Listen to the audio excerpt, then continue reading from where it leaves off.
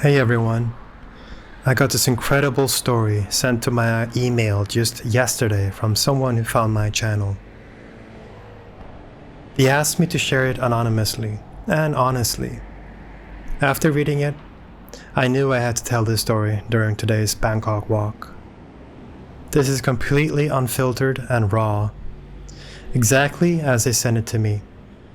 Here's their story. My name doesn't matter anymore. What matters is that 6 months ago, I was sitting in a gray cubicle in Minneapolis, scrolling through Instagram stories of digital nomads living their best life in Bangkok. You know the ones.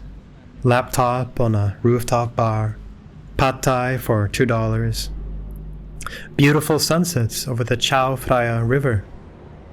I was 34, recently divorced, with a savings account that had exactly $47,000 in it. My ex-wife had taken the house, the dog, and most of my dignity in the divorce settlement. But those Instagram stories, they promised something different. Freedom, adventure, a chance to reinvent myself in the land of smiles. So I did what any rational person going through a midlife crisis would do. I quit my job as a marketing coordinator, sold everything I owned, and bought a one-way ticket to Bangkok. The flight was 22 hours of pure excitement. I'd watched every YouTube video about living in Thailand, read every blog post about expat life, and even downloaded language learning apps. I was convinced I was about to become one of those success stories you see online. The guy who escaped the rat race and found paradise in Southeast Asia. The first red flag should have been when I landed at Suvarnabhumi airport at 2 a.m. with no plan.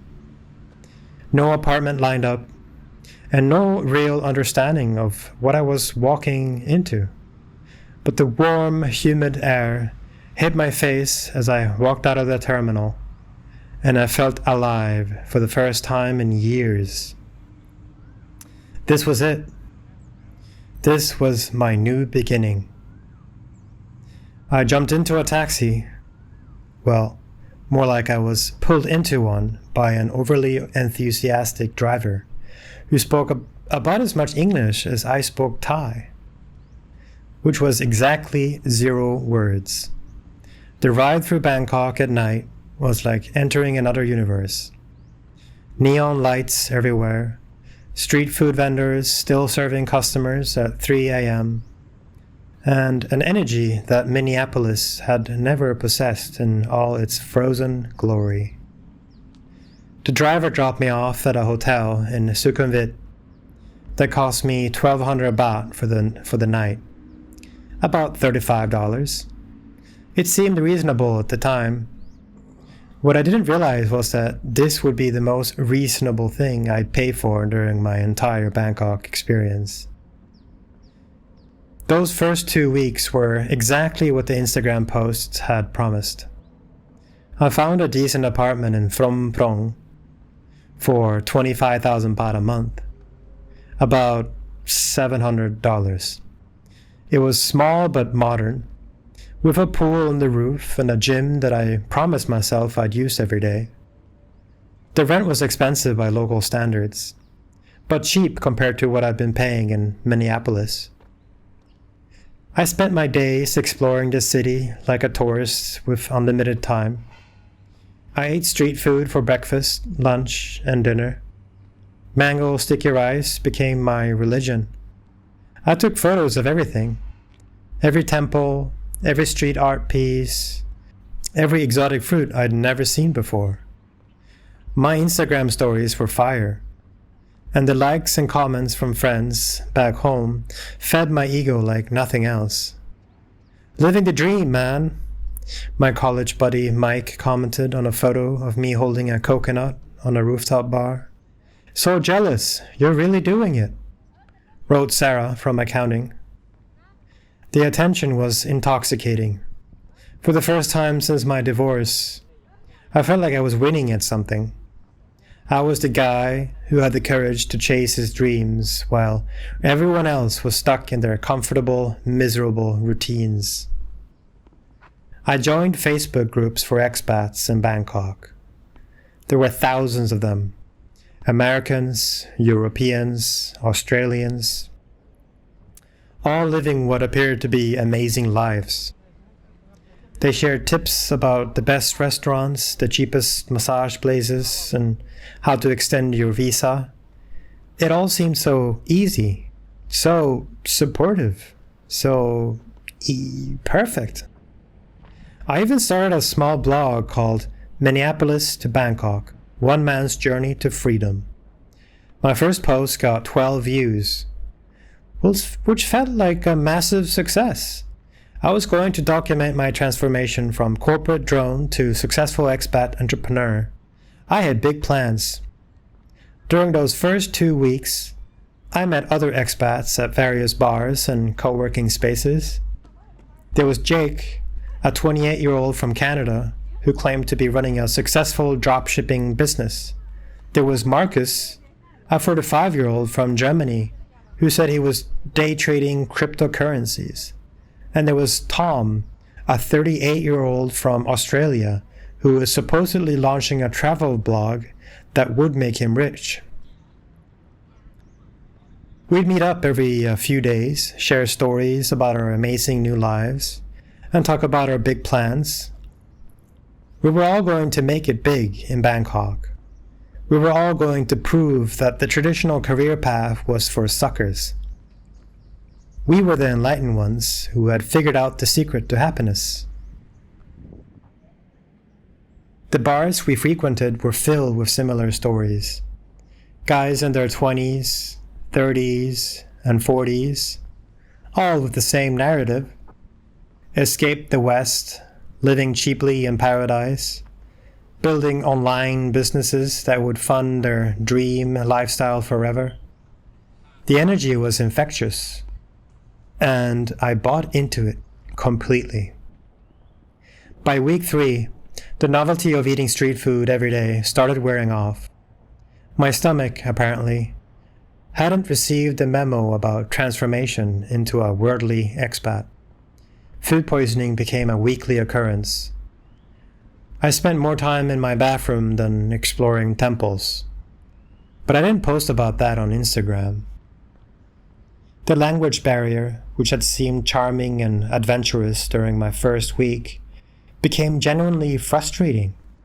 Simple tasks like getting a haircut, buying groceries, or explaining a problem with my internet took hours and often ended in confusion.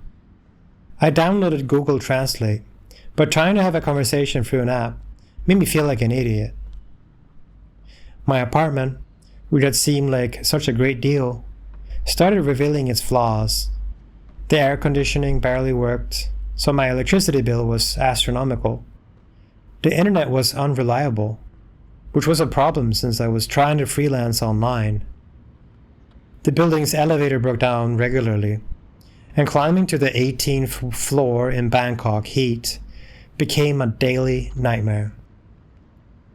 But the biggest reality check came when I started actually trying to make money.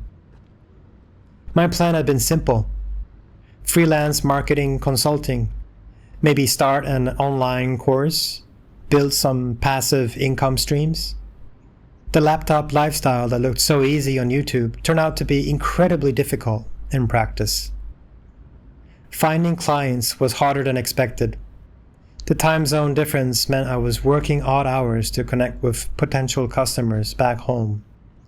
The unreliable internet made video calls a constant source of stress, and competing with freelancers from other Southeast Asian countries who could work for a fraction of what I needed to survive proved nearly impossible.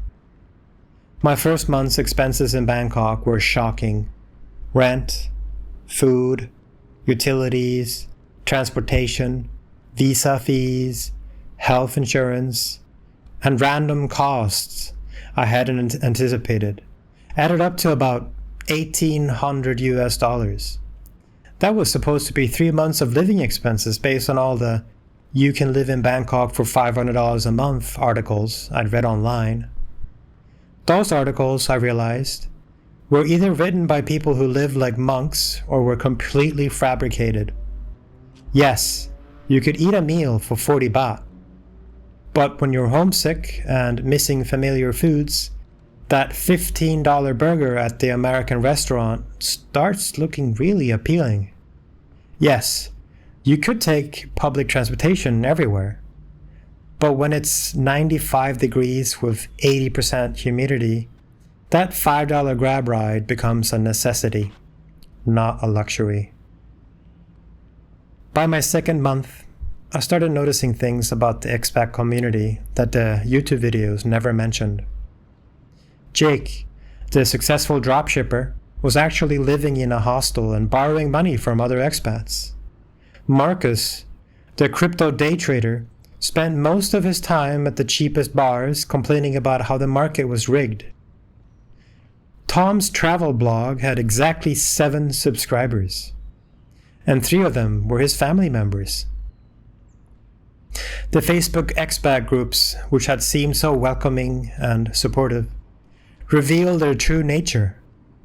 They were filled with bitter complaints, visa anxiety, relationship drama, and endless debates about which areas of Bangkok were being ruined by tourists. The positivity was a thin veneer covering a lot of frustration and disappointment. I started meeting expats who had been in Bangkok for years, and their stories were cautionary tales I wished I'd heard before buying my plane ticket. There was Dave, who'd been teaching English for 5 years and was still living paycheck to paycheck at age 42. There was Michael, who'd burned through his retirement savings in 3 years and was now stuck without enough money to return home, or enough income to stay comfortably. The most shocking revelation was how many expats were essentially trapped. They'd spent their savings getting established in Bangkok, couldn't afford enough to build up savings again, and couldn't afford to move back to their home countries. They were living day to day, visa run to visa run, pretending everything was great while secretly panicking about their futures. My own finances were becoming a serious concern. Despite my best efforts, I was spending about $2,000 a month and earning maybe $800 through sporadic freelance work. At this rate, my savings would be gone in less than 2 years, and I'd be in the same trap situation as the long-term expats I was meeting. The visa situation was another source of constant stress that nobody talks about in those Move to Thailand videos. Tourist visas, visa runs to Cambodia, education visas for courses you don't actually want to take. The entire system seemed designed to keep you in a constant state of uncertainty. Every few months, you have to prove you deserve to stay in the country, and the rules change regularly. The pressure to maintain my social media image became overwhelming. While I was privately struggling with money, loneliness, and uncertainty about my future, my Instagram showed nothing but success and happiness. Beach photos, temple visits, fancy dinners, inspiring quotes about following your dreams. The comments kept coming. "You're living my dream life. So brave. I wish I had your courage." Each comment felt like a lie I was participating in. I was supposed to be the success story, the guy who made it work, the inspiration for others to take the leap. But behind the camera, I was spending entire days in my apartment, depressed and overwhelmed. The isolation was crushing. Making real friends as an adult in a foreign country where you don't speak the language is incredibly difficult. Most expat friendships seem to revolve around drinking and complaining, which got old fast. Dating in Bangkok as a Western expat was its own disaster. The power dynamics were uncomfortable. The language barriers made genuine connections difficult. And I quickly realized that many of the relationships I observed between expat men and Thai women were based on economics rather than genuine compatibility. It wasn't the romantic adventure I'd imagined. My blog, which I'd hoped would document my success story, became impossible to write honestly. How could I write about living the dream when I was barely surviving? How could I encourage others to follow my path when I was starting to regret taking it myself? I started posting less frequently on social media, which only made the isolation worse. The validation from likes and comments had become a drug, and without it, the reality of my situation became impossible to ignore. Month 4 was when everything started falling apart simultaneously. My biggest freelance client dropped me for someone cheaper from the Philippines. My visa run to Cambodia was a nightmare that cost me $600 and 3 days of stress. My apartment's air conditioning finally died completely, and the landlord wanted me to pay for repairs. But the real breaking point came when I got food poisoning so severe that I ended up in a Bangkok hospital. The medical care was excellent, but the experience of being sick and alone in a foreign country was terrifying. I had no family nearby, no close friends to help, and dealing with insurance claims while delirious with fever was a nightmare. Lying in that hospital bed, I had a moment of absolute clarity. This wasn't working. I wasn't building a better life. I was slowly destroying the financial security I'd spent years creating. I wasn't finding myself or achieving some higher level of happiness. I was just running away from problems that were still going to be there when my money ran out. The hardest part was admitting that all those people I'd left behind in Minneapolis, the ones stuck in their comfortable and miserable routines, were actually living more stable, sustainable lives than I was. They had health insurance, retirement savings, career advancement, and support systems. They weren't living paycheck to paycheck in a country where they couldn't even read the street signs. I started researching flights home, which was when I discovered how expensive it was to leave Bangkok on short notice. The cheapest flight to Minneapolis was $1,400, which was money I desperately needed for other things. I was truly trapped by my own poor planning. My final month in Bangkok was a masterclass in how quickly things can spiral out of control when you're operating without a safety net. My savings dropped below $5,000, which triggered a panic that affected every aspect of my life. I couldn't sleep. I couldn't focus on work. And I couldn't maintain the pretense that everything was fine. I moved to a cheaper apartment in a less desirable area. I was now in my 5th to 6th month in Thailand. It would save me about $300 a month, but it did cost me my sanity. The new place was dirty, noisy, and in a neighborhood where I felt genuinely unsafe at night. My Instagram posts stopped entirely because there was nothing about my life worth sharing anymore. The expat community that had seemed so welcoming became a source of anxiety. Everyone was either succeeding or pretending to succeed, while I was obviously failing. Or they were failing even worse than I was, which was depressing in a different way. I started avoiding the co-working spaces and expat bars because I couldn't afford to keep up with the lifestyle. My relationship with Thailand itself became complicated. The country hadn't done anything wrong. It was still beautiful. The people were still kind. The food was still incredible. But my experience had been so tainted by financial stress and poor planning that I couldn't enjoy any of it. Every temple visit was overshadowed by the taxi fare it cost to get there. Every meal was a calculation of whether I could afford it. The worst part was the realization that I'd become exactly the type of expat I'd initially judged. Bitter, broke, and blaming external circumstances for personal failures. I found myself complaining about visa rules, expensive foreigner prices, and how Thailand wasn't as cheap as it used to be.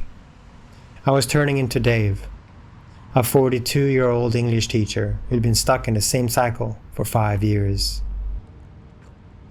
With less than $4,000 left and no viable income source, I had to make a decision. I could try to stick it out, maybe find an English teaching job, and join the ranks of long-term expats who were slowly burning through their lives in Bangkok, or I could admit defeat and go home while I still had enough money to start over. The decision was made for me when my visa extension was denied, due to some paperwork issue I didn't understand. I had 7 days to leave the country or face serious legal consequences. In a weird way, it was a relief. The decision was out of my hands. I spent 3 days frantically selling everything I'd accumulated. Furniture, electronics, clothes, kitchen supplies. The Thai second-hand market is brutal for foreigners, and I got maybe 20% of what I'd paid for everything. But I needed every baht I could get. Booking the flight home was emotionally devastating. 6 months earlier, I'd been so confident that I was making the smartest decision of my life. Now I was sneaking back to Minneapolis with my tail between my legs, hoping I could crash on my brother's couch until I figured out my next move. The hardest part was crafting the social media post that would explain my return. I couldn't bring myself to be completely honest about the failure, so I went with something vague about family obligations and exciting new opportunities back home. The responses were supportive but confused, and I could tell people were reading between the lines. The 22-hour flight back to Minneapolis was the complete opposite of my arrival journey. Instead of excitement and anticipation, I felt shame and anxiety. I'd burned through $35,000 in 6 months and had nothing to show for it except some Instagram photos and a hard-learned lesson about the difference between travel and emigration. I used the flight time to create a mental inventory of everything that had gone wrong. Poor financial planning was the obvious culprit, but there were deeper issues. I'd confused running away with moving forward. I'd mistaken the geographic change for personal growth. I'd believed social media representations of reality instead of doing actual research. Most importantly, I'd underestimated how much of happiness and success depends on having systems, relationships, and knowledge that can't be quickly replicated in a new country. Language skills, professional networks, cultural understanding, legal knowledge, these things take years to develop, not months. The expat life I'd seen on YouTube and Instagram was real for some people, but it wasn't accessible to someone with my background, resources, and planning skills. The successful long-term expats I'd eventually met were either retired with substantial savings, had specialized skills that were in high demand, or had spent years carefully building their transition. My approach had been the equivalent of jumping out of a plane and hoping to figure out how to use the parachute on the way down. Landing in Minneapolis in January, after 6 months of tropical Thailand, was a physical and emotional shock. The cold felt personal, like the city was punishing me for leaving. My brother picked me up from the airport, and his carefully neutral expression told me everything I needed to know about how my adventure was being perceived by family. The next few weeks were a blur of job applications, apartment hunting, and awkward conversations with friends who wanted to know how Thailand was. I developed a standard response that focused on the positive experiences while glossing over the financial and emotional disaster it had become. Finding work was harder than expected. 6 months of unemployment, even if it was self-imposed, created questions during interviews. My freelance work in Bangkok hadn't resulted in any impressive achievements or references. I was essentially starting over professionally, but with less savings and more expenses than when I'd left. The apartment I eventually found was smaller and more expensive than the one I'd given up before moving to Bangkok. The irony wasn't lost on me. I'd spent $35,000 to end up in a worse living situation than where I'd started. But at least I could read the lease agreement and understood the legal implications of signing it. 3 months after returning to Minneapolis, I finally did the financial math I'd been avoiding. My Bangkok adventure had cost me $38,000 when you included the flight, visa fees, apartment deposits, furniture, visa runs, medical expenses, and everything else. That was money I'd spent 15 years saving, gone in 6 months. But the financial cost was only part of the damage. I'd lost career momentum at a crucial time in my professional life. I damaged some relationships by constantly posting about my amazing new life while friends were dealing with real problems. I developed some unhealthy coping mechanisms and habits that I was still working to break. Most significantly, I'd learned some hard truths about myself that I wasn't ready to face. I was someone who made impulsive decisions based on emotions rather than careful planning. I was someone who confused activity with progress and change with improvement. I was someone who was more interested in appearing successful than actually being successful. The Thailand experience had been a mirror that reflected back all my weaknesses and insecurities, amplified by the stress of financial pressure and cultural isolation. If I could go back and give myself advice before buying that one-way ticket to Bangkok, here's what I would say. First, have a realistic budget that includes everything, not just the big expenses. Visa fees, health insurance, tax implications, emergency funds, flights home.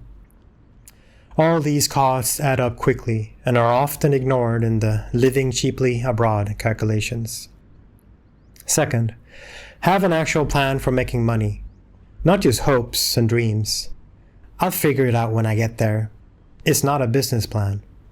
The competition for online work is global and fierce, and you need concrete skills and established relationships, not just enthusiasm. Third, visit first. Don't move permanently. Spend a month in your target destination as a tourist before making any major life changes. You'll learn more about the reality of daily life in 1 month of vacation than in 6 months of YouTube research. Fourth, understand that social media shows highlight reels and not reality. Those successful expat bloggers and YouTubers are either in the very early honeymoon phase, have resources you don't know about, or are lying about their actual situation. The real long-term expats dealing with visa issues, health problems, family emergencies, and financial stress aren't posting about it online. Fifth, recognize that geographical changes don't solve personal problems. If you're running away from something, you're taking yourself with you wherever you go. Deal with your issues directly instead of hoping a new environment will magically fix them. It's been 8 months since I returned from Bangkok, and I'm finally in a stable situation again. I have a decent job, a modest apartment, and I'm slowly rebuilding my savings. It's not glamorous, but it's sustainable. And sustainability is something I now value more than adventure. I still follow some of the Expat Facebook groups, partly out of curiosity and partly as a reminder of the bullet I dodged by coming home when I did. The same cycles continue. New arrivals full of optimism, established expats dealing with ongoing problems, and occasional success stories that keep the dream alive for the next wave of potential immigrants. Would I move abroad again? Maybe, but not the way I did it the first time. Any future international move would involve years of planning, substantial financial cushions, established income sources, and realistic expectations about the challenges involved. The strangest part of the whole experience is that I'm actually grateful it happened, despite the cost. It forced me to confront some uncomfortable truths about myself and my decision-making process. It gave me perspective on what actually matters in life versus what you just looks impressive or on social media. And it gave me a story that apparently resonates with other people who are considering similar moves.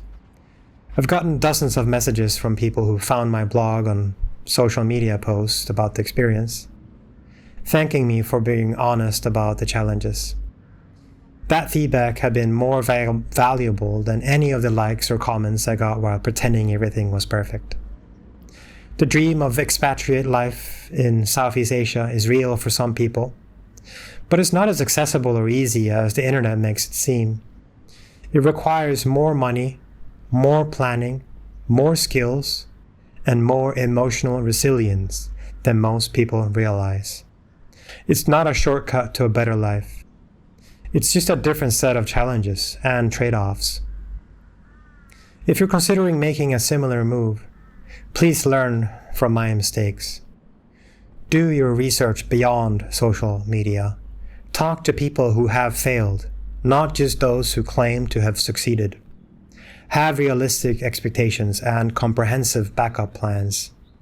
And remember that there's nothing wrong with building a good life in the place where you already understand the language, laws, and culture. Sometimes the biggest adventure is appreciating what you already have, instead of chasing what looks better from a distance.